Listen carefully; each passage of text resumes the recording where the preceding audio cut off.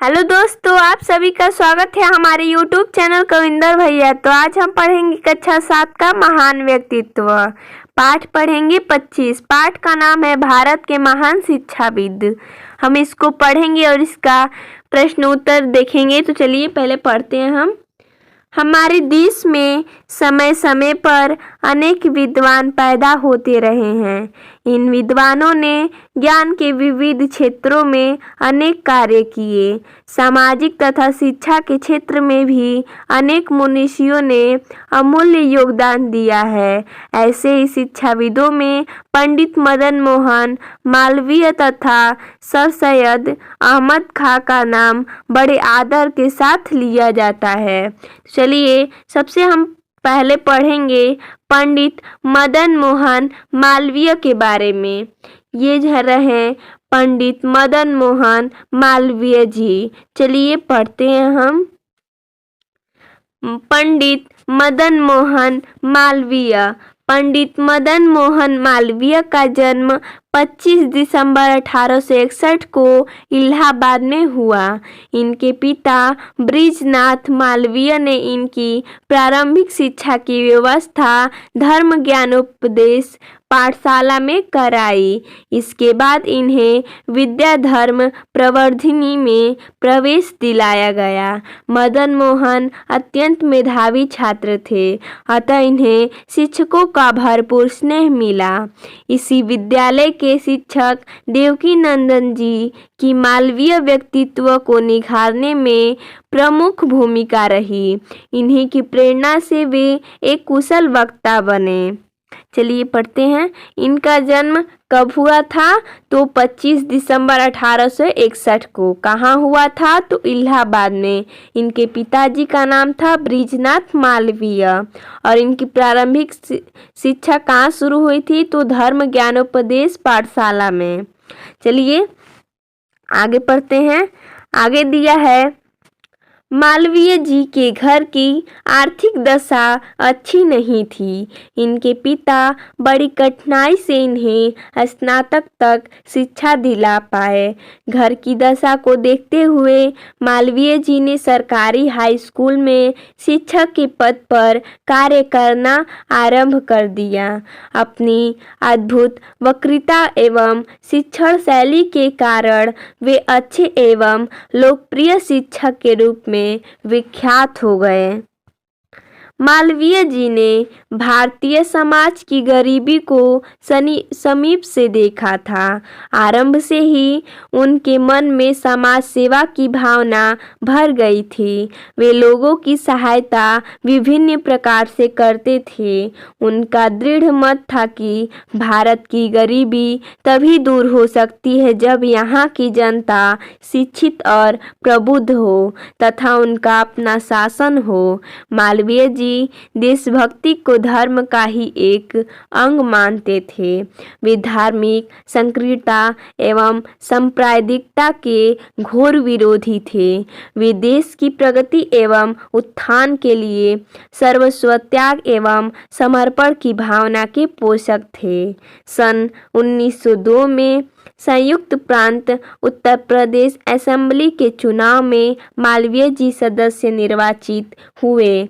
अपनी सूझबूझ, लगन और निष्ठा के कारण उन्हें यहाँ भी पर्याप्त सम्मान मिला। सन 1910 से 1920 तक वे केंद्रीय असेंबली के सदस्य भी रहे। 1931 ईस्वी में लंदन में आयोजित द्वितीय गोलमेज सम्मेलन में उन्होंने भारत का प्रतिनिधित्व किया। यहाँ उन्होंने खुलकर भारतीय पक्ष को सम्मेलन में प्रस्तुत किया। उन्होंने सम्मेलन में सांप्रदायिकता का विरोध किया और सामाजिक सद्भाव तथा समरसता पर जोर दिया। चलिए आगे पढ़ते हैं। मालवीय जी देश से निरक्षरता को दूर करने और शिक्षा के व्यापक प्रसार को देश की उन्नति के लिए आधारशिला मानते थे। अतः उन्होंने शिक्षा पर विशेष बल दिया। वे स्त्री शिक्षा के प्रबल समर्थक थे। शिक्षा संबंधी अपनी धारक को साकार करने के लिए उन्होंने एक महान विश्वविद्यालय की स्थापना की योजना बनाई। इसके लिए उन्होंने देशवासियों से धन मांगा। अपनी सामर्थ्य के अनुसार लोगों ने इस पुण्य कार्य में सहयोग किया। तत्कालीन काशी नरेश ने विश्वविद्यालय के लिए पर्याप्त धन तथा भूमि दी। अपनी ईमानदारी, लगन एवं परिश्रम के कारण उन्हें इस कार्य में सफलता मिली। सन 1918 में काशी हिंदू विश्वविद्यालय बनारस हिंदू यूनिवर्सिटी की स्थापना हुई। तो दोस्तों, ऐसा प्रश्न पूछ सकता है कि काशी हिंदू विश्वविद्यालय की स्थापना कब हुई? तो 1918 में हुई। चलिए आगे पढ़ते हैं। यह विश्वविद्यालय आज भी भारत के विश्वविद्यालयों में प्रमुख है। जितने विषयों के अध्ययन की यहाँ व्यवस्था है उतनी एक साथ शायद ही कहीं हो। वे राष्ट्रीय भाषा हिंदी के प्रबल समर्थक थे। उनका मानना था कि बिना हिंदी ज्ञान के देश की उन्नति संभव नहीं है। पूरे जीवन अथक परिश्रम करने वाला भारत माँ का यह सपूत 1946 में सदा के लिए सो गया। अपनी कृति के रूप में मालवीय जी भारतीयों के मन में आज भी जीवित है। तो दोस्तों, ऐसा प्रश्न पूछ सकता है कि जो मदन मोहन मालवीय जी थे उनका निधन कब हुआ था? तो 1946 में हुआ था। तो चलिए आगे पढ़ते हैं सर सैयद अहमद खां के बारे में। ये रहे सर सैयद अहमद खां। तो चलिए इनके बारे में पढ़ते हैं। सर सैयद अहमद खां का जन्म दिल्ली के एक समृद्ध एवं प्रतिष्ठित परिवार में 17 अक्टूबर 1817 ईस्वी को हुआ था। इनके पिता का नाम मीर मुक्ति तथा माता का नाम मीर अजीजुन्निसा बेगम था। इनकी शिक्षा अरबी, फारसी, हिंदी, अंग्रेजी के अनेक लब्ध प्रतिष्ठित विद्वानों द्वारा हुई। इन्होंने ज्योतिष, तैराकी तथा निशानेबाजी का भी प्रयास किया, यानी कि निशानेबाजी का भी अभ्यास किया। तो दोस्तों, सर सैयद अहमद खां का जन्म कहाँ हुआ था? तो दिल्ली में हुआ था। कब हुआ था? 17 अक्टूबर 1817 ईस्वी को हुआ था। चलिए आगे पढ़ते हैं। सैयद अहमद खां पहले मुगल दरबार में नौकरी करते थे। बाद में मुगल दरबार छोड़कर वह अंग्रेजों की नौकरी करने लगे। विभिन्न पदों पर कार्य करते हुए वे सन 1876 ईस्वी में बनारस के स्मालकाज कोर्ट के जज पद से सेवानिवृत्त हुए। अंग्रेजों ने इनकी सेवा एवं निष्ठा को देखते हुए इन्हें सर की उपाधि से विभूषित किया। तो अगर ऐसा प्रश्न आता है कि सर की उपाधि मतलब किसको दी गई थी? तो सर सैयद अहमद खां को दी गई थी। चलिए आगे पढ़ते हैं।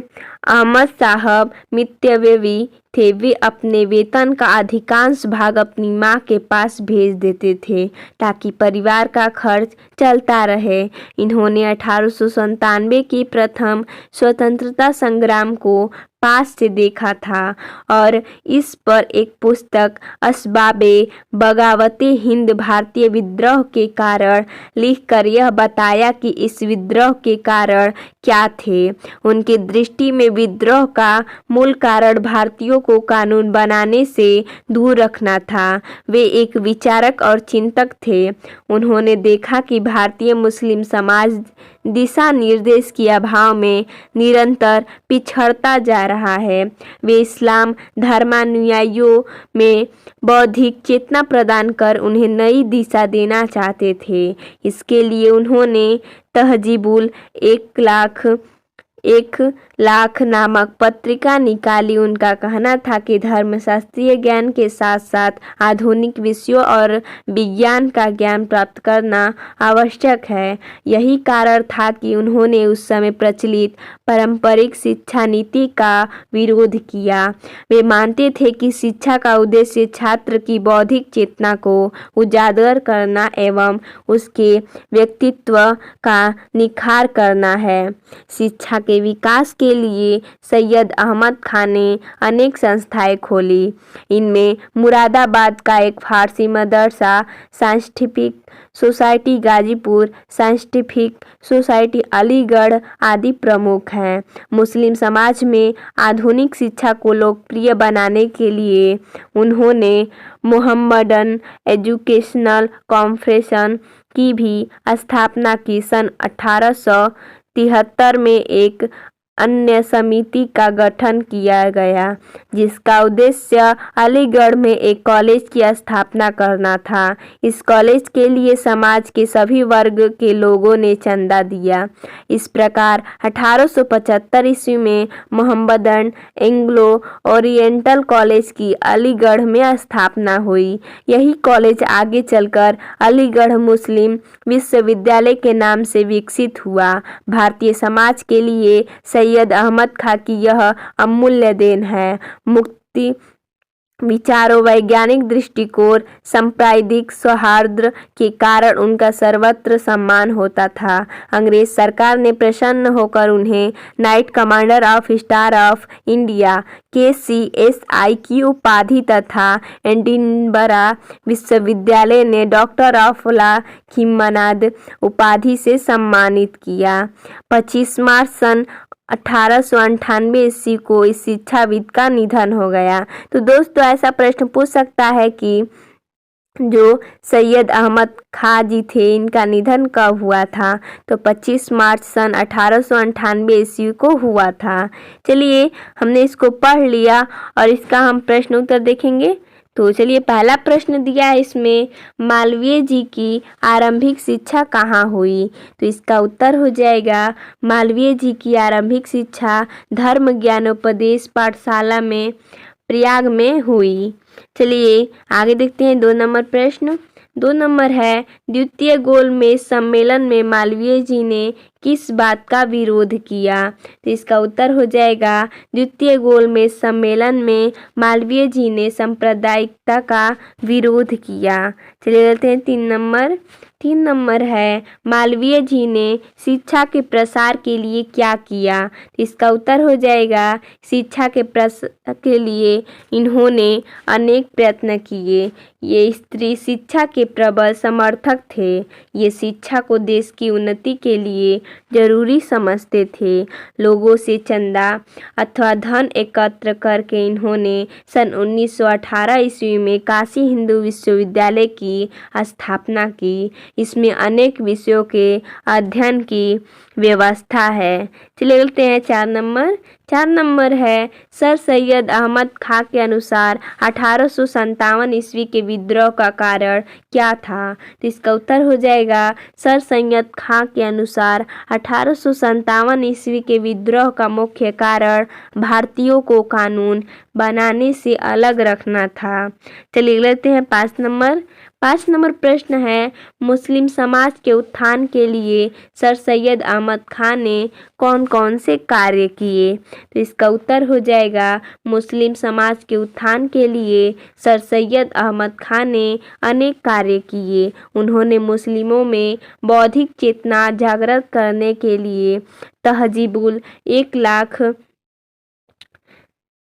लाख पत्रिका निकाली। उनका कहना था कि धर्मशास्त्रीय ज्ञान के साथ आधुनिक विषयों और विज्ञान का ज्ञान भी जरूरी है। 6 नंबर प्रश्न दिया है, शिक्षा के उत्थान में सर सैयद अहमद खां का क्या योगदान है?